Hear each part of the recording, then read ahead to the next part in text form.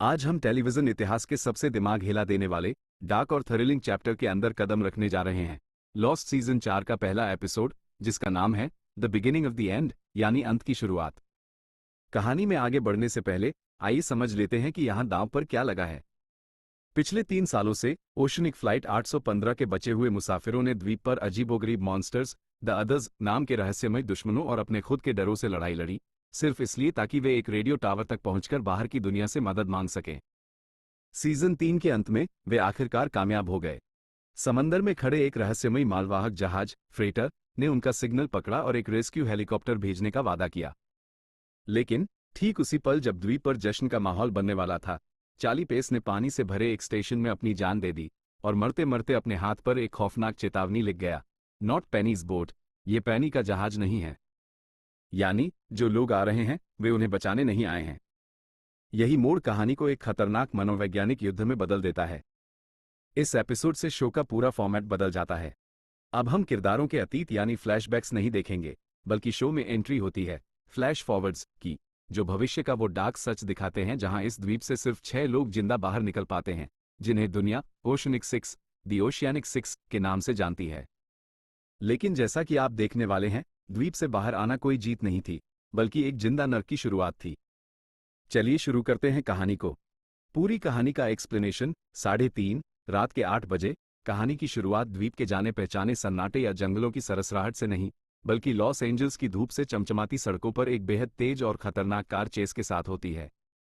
एक लाल रंग की कैमरो कार पुलिस की गाड़ियों और आसमान में मंडराते हेलीकॉप्टर से बचने के लिए ट्रैफिक को चीरते हुए भाग रही है। ड्राइवर बुरी तरह डरा हुआ है, हॉर्न रहा है और अचानक नियंत्रण खोने की वजह से उसकी कार एक दुकान को तोड़ते हुए क्रैश हो जाती है। जब पुलिस बंदूकें तानकर उस गाड़ी को घेर लेती है, तो अंदर से जो शख्स अपने हाथ ऊपर करके बाहर निकलता है, उसे देखकर दर्शकों के होश उड़ जाते हैं। वो कोई और नहीं बल्कि ह्यूगो हर्ले रेयस है, वही सीधा साधा मुसाफिर जो द्वीप पर फंसा था। लेकिन अब वो वापस असल दुनिया में आ चुका है और दुनिया उसे ओशनिक 6 के एक हीरो के रूप में देख रही है। पर सच तो यह है कि द्वीप ने उसे कभी छोड़ा ही नहीं। पुलिस स्टेशन के एक पूछताछ वाले कमरे में बैठा हर्ले जब सामने लगे एक बड़े से शीशे को देखता है, तो अचानक उस शीशे के पार का कमरा पानी से भरने लगता है। पानी के अंदर से एक साया तैरता हुआ शीशे के पास आता है। वो चार्ली है, जो ठीक उसी तरह पानी में डूब रहा है जैसे उसने द्वीप पर दम तोड़ा था। चार्ली अपनी हथेली को शीशे पर चिपकाता है, जिस पर लिखा है, दे नीड यू, उन्हें तुम्हारी जरूरत है। हर्ले चीखने लगता है, अपना मानसिक संतुलन खो देता है और शीशे को तोड़ने की कोशिश करता है, जिसके बाद उसे सीधे सांता रोजा मेंटल असाइलम, मानसिक अस्पताल, भेज दिया जाता है। वहां भी रहस्य तब गहरा जाता है जब मैथ्यू अबाडोन नाम का एक अजीब महंगे सूट वाला शख्स उससे मिलने आता है और एक ऐसा सवाल पूछता है जो रोंगटे खड़े कर दे, क्या वे अभी भी जीवित हैं, जिन्हें तुम वहां छोड़ आए हो?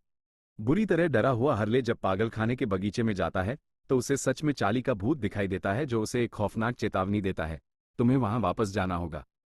तुम्हें जैक की बात नहीं सुननी चाहिए थी।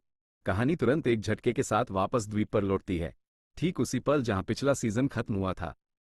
रेडियो टावर के पास मूसलाधार बारिश हो रही है और जैक शेपर्ड के हाथ में सैटेलाइट फोन है।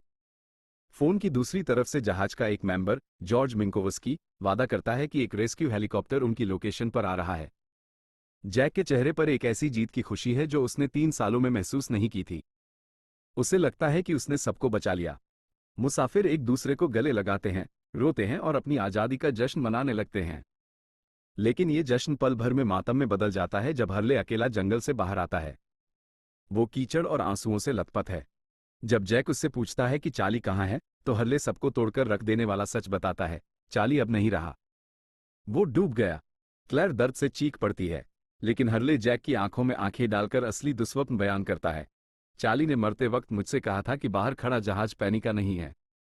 वे लोग वो नहीं हैं जो वो होने का दावा कर रहे हैं। एक झटके में मुसाफिरों के बीच का भरोसा कांच की तरह बिखर जाता है। तभी जॉन लॉक जंगलों के अंधेरे से बाहर आता है और नाओमी की लाश को देखते हुए सबको चेतावनी देता है कि आने वाले लोग राक्षस हैं।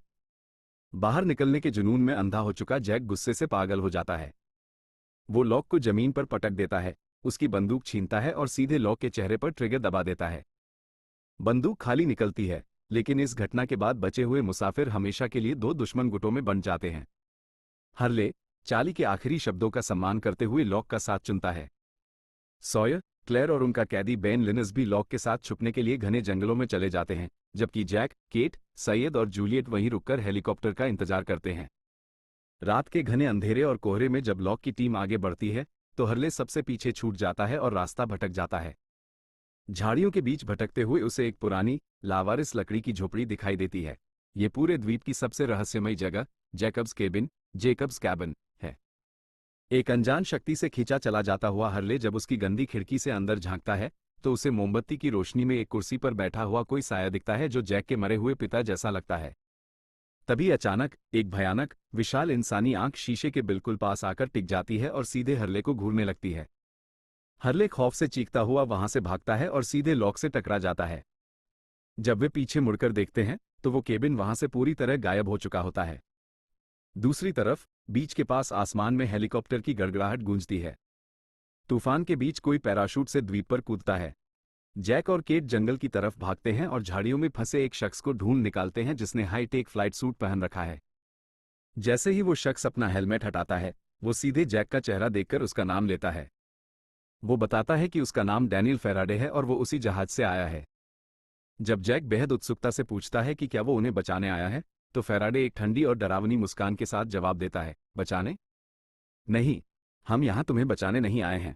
अगले एपिसोड के लिए सस्पेंस और क्लिफहैंगर। रात के 8 बजे, रात के 10 बजे द्वीप की कहानी इसी रहस्यमयी मोड़ पर रुक जाती है और कैमरा हमें ले जाता है भविष्य के उस आखिरी और दिल दहला देने वाले फ्लैश फॉरवर्ड में। सांता रोजा के उस मेंटल असाइलम के कमरे में एक बड़ी हुई दाढ़ी और गहरे डिप्रेशन में डूबा हुआ जैक शेपर्ड हर्ले से मिलने आता है। जो जैक कभी द्वीप से भागने के लिए किसी भी हद तक जाने को तैयार था, आज वो अंदर से पूरी तरह टूट चुका है। हर्ले जैक की तरफ देखता है और उस रात लॉक के साथ जाने के लिए उससे माफी मांगता है। लेकिन फिर हर्ले शून्य में देखते हुए एक ऐसी बात कहता है जो पूरे शो की दिशा बदल देती है। वो कहता है कि वो द्वीप को बहुत मिस करता है। बाहर की यह जिंदगी एक झूठ है और वे सब अंदर से मर चुके हैं। वो बेहद खौफ से जैक की तरफ देखता है और कहता है, वे चाहते हैं कि हम वापस आएं, जैक। वे हमें बुला रहे हैं और हम हमेशा के लिए छुप नहीं सकते। जैक की आंखों में आंसू आ जाते हैं क्योंकि उसके दिल में भी वो जानता है कि हर्ले बिल्कुल सच कह रहा है।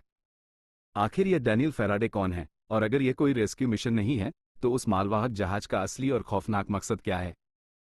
उस द्वीप पर ऐसा क्या होने वाला है जिसने इन ओशनिक 6 को इस कदर तोड़ दिया कि बाहर आने के बाद भी वे उसी नर्क में वापस जाने के लिए मजबूर हैं? इन सभी भयानक रहस्यों से पर्दा उठेगा अगले एपिसोड्स में, जहां जहाज वालों का असली चेहरा सामने आएगा और द्वीप पर एक नया युद्ध शुरू होगा। अगर आपको यह एक्सप्लेनेशन पसंद आया हो तो चैनल को सब्सक्राइब करें और नोटिफिकेशन बेल ऑन कर लें, क्योंकि आप एपिसोड 2 का एक्सप्लेनेशन बिल्कुल मिस नहीं करना चाहेंगे जहां द्वीप पर हमला करने वालों की असली पहचान सामने आएगी। मिलते हैं अगले वीडियो में, तब तक के लिए द्वीप पर नजर रखिएगा।